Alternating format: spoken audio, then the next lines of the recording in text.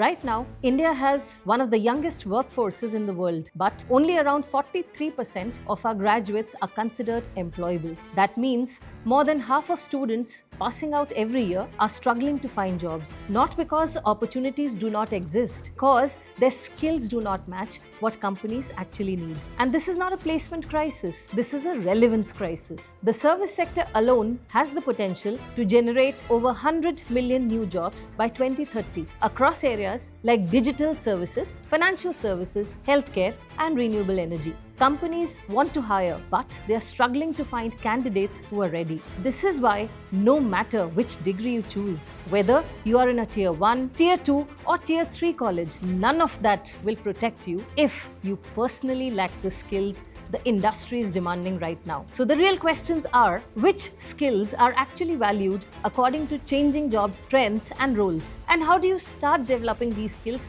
yourself right from where you are? Let's break this down. Skill number 1, problem solving and critical thinking. One clear shift in placements today is that companies are testing how you think rather than how much you remember. Many students still prepare only for technical questions, but recruiters increasingly use case scenarios and real-world tasks. The reason is simple. Information is no longer scarce. AI can generate answers quickly, but organizations struggle to find graduates who can understand a situation, break it down into smaller parts, and decide what action makes sense. Reports on graduate employability in India repeatedly show critical thinking as a major demand supply gap, which explains why this skill is becoming more valuable. In real workplaces, problems rarely come with clear instructions. A team may see failing user engagement, unexpected research results, or inefficient processes without obvious solutions. Employers want people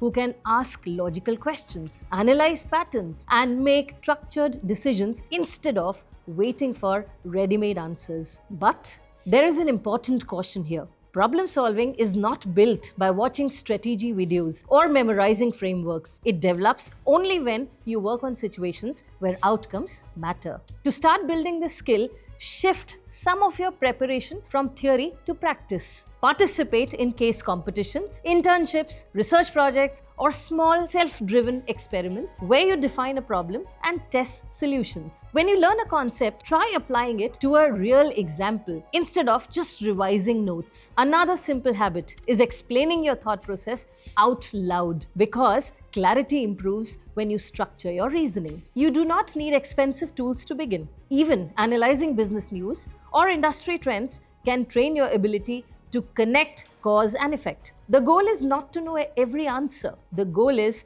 to show that when uncertainty appears, you can think calmly and move forward. And once you start approaching problems this way, you naturally realize that technology and digital tools become part of the solution, which leads us to the next skill. Skill number 2, digital and AI literacy beyond coding. Another major shift shaping placements today is the expectation that graduates understand how technology supports everyday work, even if they are not from a technical background. Hiring reports show that digital awareness is no longer optional. More than 40% of India's IT and gig workforce already uses AI tools for automation, analytics, and creative tasks. And over 90% of employees across sectors are interacting with generative AI in some form. This tells us something important. Technology is not limited to software engineers anymore. It has quietly become a basic layer across industries like finance, healthcare,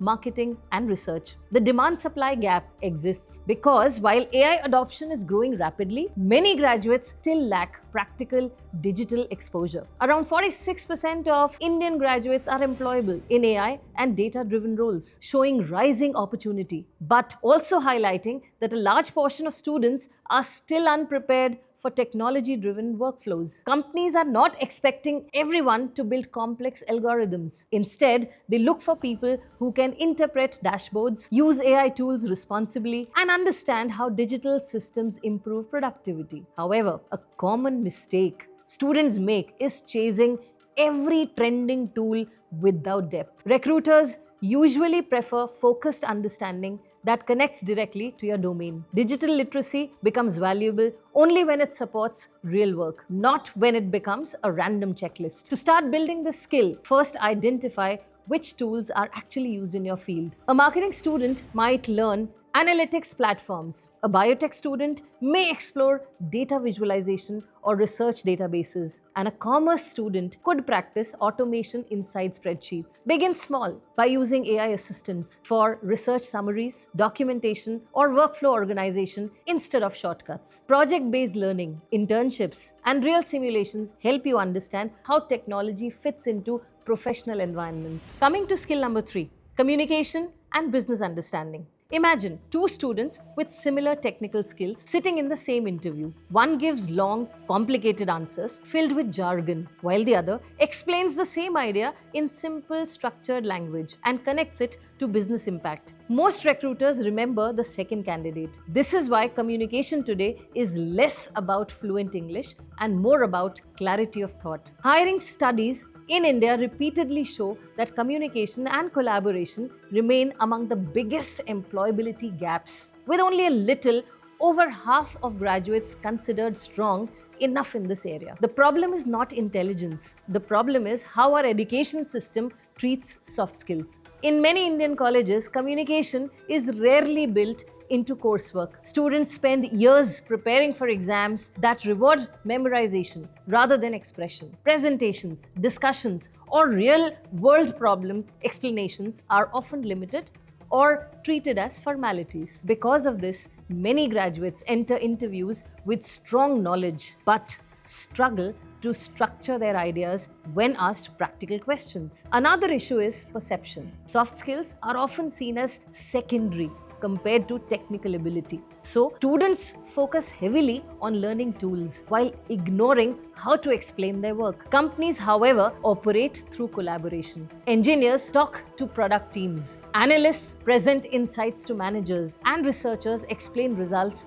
to stakeholders who may not share the same technical background. But communication alone is not a shortcut. Speaking confidently without substance quickly becomes obvious. Employers look for structured thinking, active listening, and the ability to link your work to real outcomes. Even basic business understanding helps here. Knowing how companies measure growth, revenue, or efficiency allows you to frame your ideas in a way decision makers value. To start building this skill, practice simplifying complex concepts instead of memorizing definitions. Try recording yourself explaining a project in 2 minutes. Participate in group discussions or write short breakdowns of industry news to train clarity. Learning basic business metrics related to your field also improves relevance. When you communicate with structure and purpose, your work becomes easier to trust. And once recruiters see that clarity, the next thing that evaluate is whether you can take ownership of tasks independently, which leads us to the final skill. Skill number 4, execution ownership and learning agility. Picture a fresher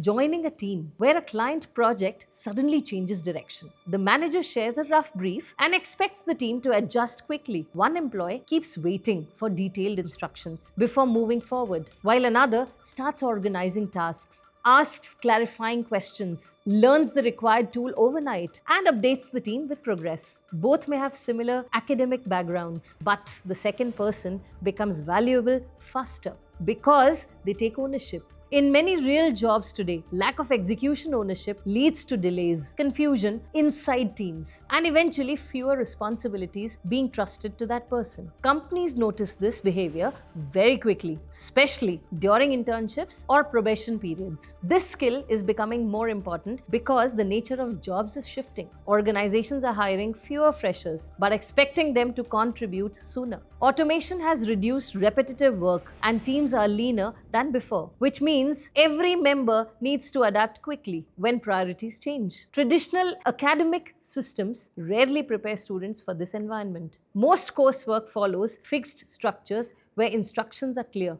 and outcomes are predictable. In contrast, modern workplaces expect graduates to handle uncertainty, learn tools independently, and manage their time without constant supervision. That is why learning agility and ownership are now strong indicators of long-term potential. To start developing this skill, focus on situations where you are responsible for outcomes rather than just participation. Choose internships, research projects, or campus initiatives where you track deadlines and communicate progress regularly. Break larger tasks into smaller goals and review what worked and what did not after completing them. Another effective approach is to deliberately learn something outside your syllabus every month and apply it to a small project, because adaptability grows through practice, not theory. You can also simulate real work conditions by collaborating with peers on time bound projects where roles are clearly defined. Execution ownership is not about doing everything alone, it is about showing that when expectations are unclear or situations change,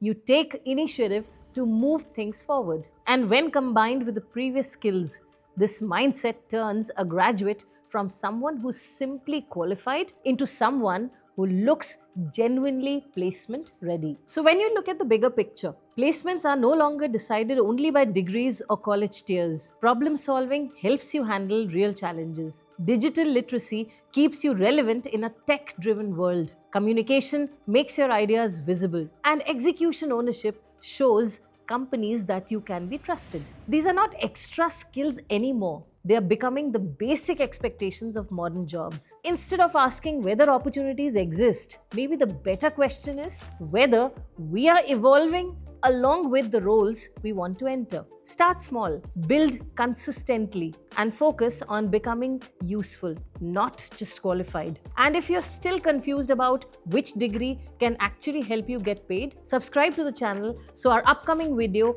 on 5 degrees that get you paid delivers directly in your feed without any delay. Thank you.